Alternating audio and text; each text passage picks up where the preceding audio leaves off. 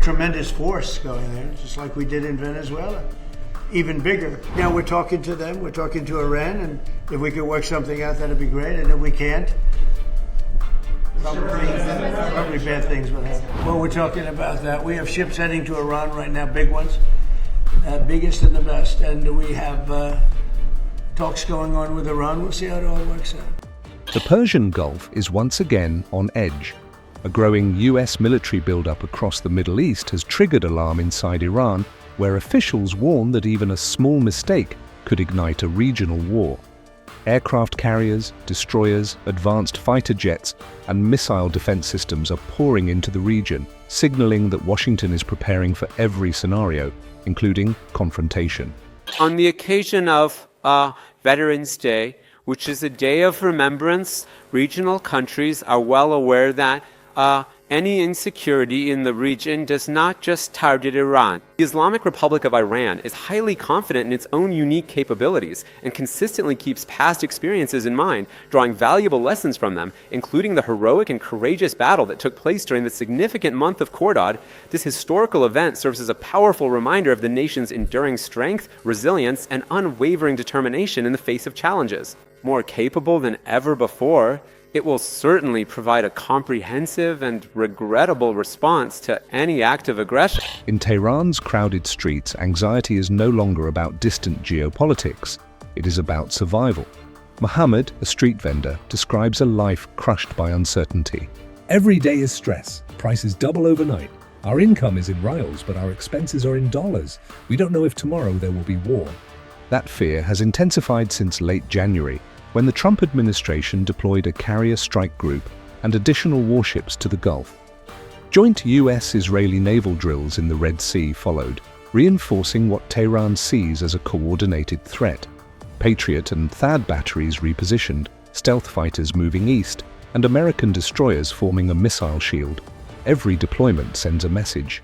Well, I can't tell you what I'm going to do, because right now, we have a tremendous force going there, just like we did in Venezuela, even bigger. And they'll be there soon, and I'd like to see a deal negotiated. I don't know that that's going to happen, but I mean, if I knew, I wouldn't be able to, I wouldn't tell you. I'd be very foolish if I would tell you, but right now we're talking to them, we're talking to Iran, and if we could work something out, that'd be great, and if we can't, probably bad things will happen. Jordan, Saudi Arabia, and the United Arab Emirates have all declared that their territory cannot be used for strikes on Iran. Reports suggest US and Iranian officials may meet in Istanbul to discuss a possible nuclear deal. President Trump confirmed talks are ongoing, saying, "Well, we're going to see. I mean, he's been very nice over the last month or two. He was certainly critical before that, but somehow after the Venezuelan raid, he became very nice. He changed his attitude very much. So, no, I look forward to seeing him. He's coming in. We're going to be talking about drugs, because tremendous amounts of drugs come out of his country. And I look forward to see. We're going to have a good meeting. Yeah.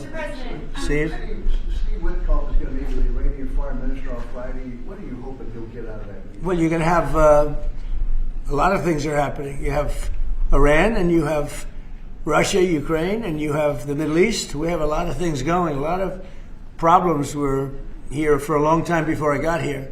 We settled 8 wars, and I think we're going to, well, we're talking about that. We have ships heading to Iran right now, big ones, biggest and the best, and we have talks going on with Iran. We'll see how it all works out.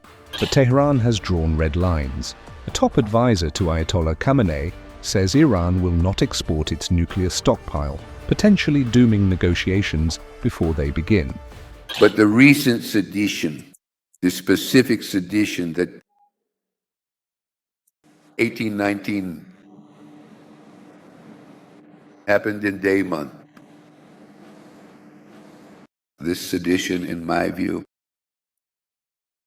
my interpretation is also this. This sedition was an American sedition.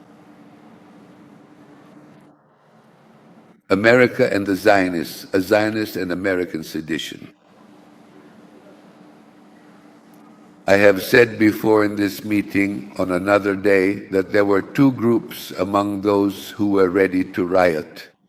There were 2 types of people. One type were the ringleaders and the other type were the foot soldiers, all kinds of people. Those ringleaders had been rigorously trained, they had been well paid, and they had been taught how to move, how to launch their attacks, where to strike, how to effectively gather the local youth, and how to talk to them to influence their actions. They had been taught all of this, they had been trained. The ringleaders, many of those ringleaders got caught, were arrested, and confessed to these things. There were also some excited young people. They made a lot of noise and joined in. Not them. We don't really have much of a problem with you. The sedition was American-made. The plan was America's plan, not just America. But the Zionist regime were also involved. When I say America, it's not just a claim. It's not just a claim. Through sophisticated intelligence operations, security protocols, and secret complex communication channels, most of which we have not yet even begun to access. So how do we know this for certain? We can tell from many of the specific details, but what makes it clear is that this was an American operation, an American movement. The statements of the President of the United States himself immediately addressed directly to these rioters.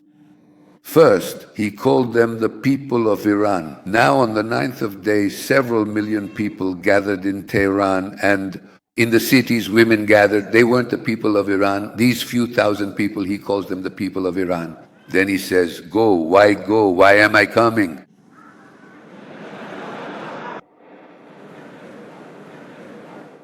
So the sedition was an American sedition.